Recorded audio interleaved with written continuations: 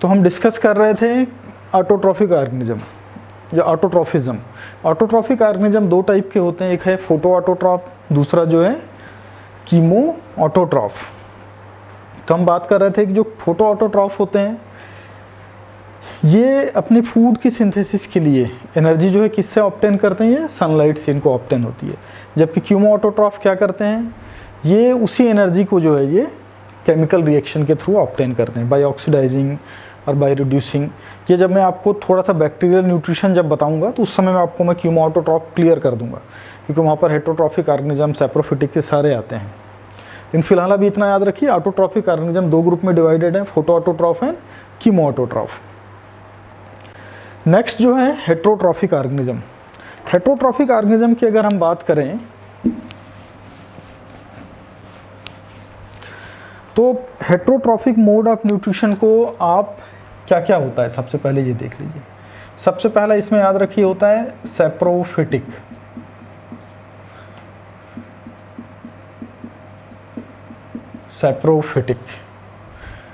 Saprophytic mode of nutrition में क्या होगा, इसमें जो ऑर्गेनिज्म है they obtain their nutrition from dead and decaying organic matter, dead and decaying organic matter.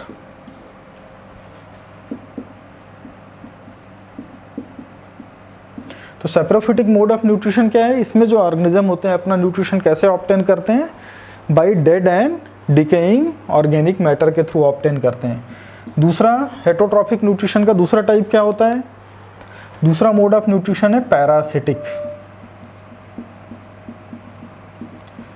इसमें जो पैरासाइट होता है या जो ऑर्गेनिज्म होता है वो अपना कंप्लीट न्यूट्रिशन जो है वो होस्ट से ऑब्टेन करता है थ्रू एब्जॉर्प्शन, ठीक है ना, होस्ट से बाय एब्जॉर्प्शन ऑब्टेन करता है। और याद रखो पैरासिटिक मोड ऑफ न्यूट्रिशन में किसी भी टाइप के डाइजेशन की रिक्वायरमेंट नहीं होती, क्योंकि इसको जो भी रिक्वायर्ड है ये होस्ट से ऑब्टेन कर लेता है। जिस भी चीज़ की इसको ज़रूरत है डायरेक्टली होस्ट से ले लेगा। तो इसीलिए पैरासिटिक मोड ऑफ न्यूट्रिशन में किसी भी टाइप के डाइजेशन की रिक्वायरमेंट नहीं होती है। लेकिन सैप्रोफिटिक मोड ऑफ न्यूट्रिशन में डाइजेशन होता है, इसमें एक्सटर्नल डाइजेशन है, जो भी फूड है वो बॉडी के बाहर डाइजेस्ट हो रहे हैं। इसको इस तरह समझिए, सपोज कीजिए एक डेड ऑर्गेनिक मैटर या लीफ है, पेड़ से एक जो लीफ जो है वो गिर गई है। अब क्या होगा, इसके ऊपर कुछ बैक्टीरिया ग्रो करेंगे। बैक्टीरिया जब ग्रो करेंगे तो जो बैक्टीरियल एंजाइम है इस लीफ के सरफेस पर रिलीज होगा। इसकी वजह से लीफ क्या होगी, डिसइंटीग्रेट हो जाएगी, ये फाइन पार्टिकल में ब्रेक डाउन हो जाएगी और फिर इसको जो है इसके न्यूट्रिशन को जो है जो बैक्टीरिया जो है वो एब्जॉर्ब कर लेगा। तो अब देखिए सैप्रोफिटिक न्यूट्रिशन में एक तरह से बैक्टीरिया या जो ऑर्गेनिज्म है, बैक्टीरिया हो, फंगाई हो या स्लाइम मोल्ड्स जो हैं, मेनली यही तीन ग्रुप होते हैं जो सैप्रोफिटिक न्यूट्रिशन करते हैं। ये ऑर्गेनिक मैटर को डाइजेस्ट कर रहे हैं, लेकिन ये डाइजेशन हो कहाँ रहा है, डाइजेशन जो है बॉडी के बाहर हो रहा है, ठीक है।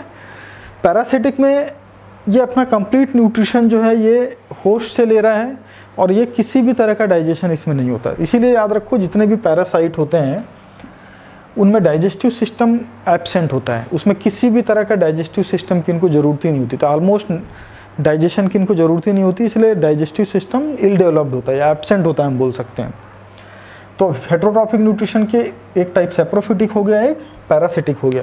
थर्ड टाइप ऑफ न्यूट्रिशन क्या होता है हेटरोट्रॉफिक में, holozoic. Holozoic mode of nutrition. Holozoic mode of nutrition में क्या होता है, ये मोस्टली एनिमल में मिलता है। अगर आप देखेंगे जैसे हमारा मोड ऑफ न्यूट्रिशन जो है वो होलोजोइक है। हम क्या करते हैं, डायरेक्टली सॉलिड फूड को इंजेस्ट करते हैं और उस सॉलिड फूड का डाइजेशन कहाँ होता है, इनसाइड आवर बॉडी होता है या बॉडी कैविटी के अंदर हो रहा है। तो होलोजोइक मोड ऑफ न्यूट्रिशन में क्या होता है कि ऑर्गेनिज्म जो है वो फूड को डायरेक्टली इंजेस्ट करता है और फूड जो है वो बॉडी के अंदर डाइजेस्ट होता है। तो मेनली एनिमल्स में होता है। अगर लोअर ऑर्गेनिज्म में देखोगे तो प्रोटोजोअन्स में मिलता है, अदरवाइज रूटीनली होलोजोइक न्यूट्रिशन जो है वो मेनली एनिमल्स में ही मिलता है।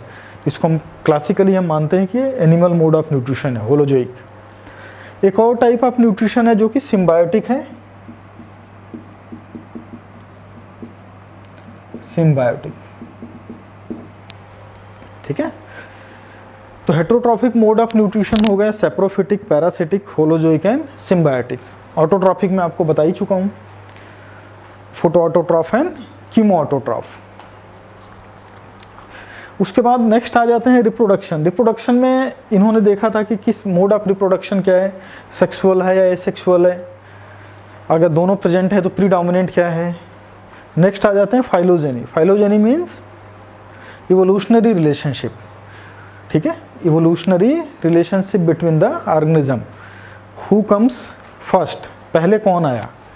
तो एक तरह से विटकर का जो क्लासिफिकेशन है ये फाइलोजेनी पे भी बेस्ड है, इसीलिए हम कई बार हम इसको फाइलोजेनेटिक क्लासिफिकेशन भी हम बोलते हैं, क्योंकि फाइलोजेनी को फॉलो करता है।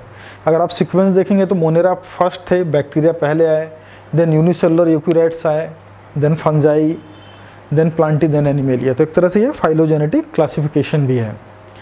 अब जो है इसका एक इम्पॉर्टेंट पार्ट आता है वो कि ये जिस 5 क्राइटेरिया की बेसिस पर विटिकर ने किस तरह से पूरे लिविंग वर्ल्ड को 5 किंगडम में डिवाइड किया, तब हम इसको 1 बाय 1 देखना शुरू करते हैं।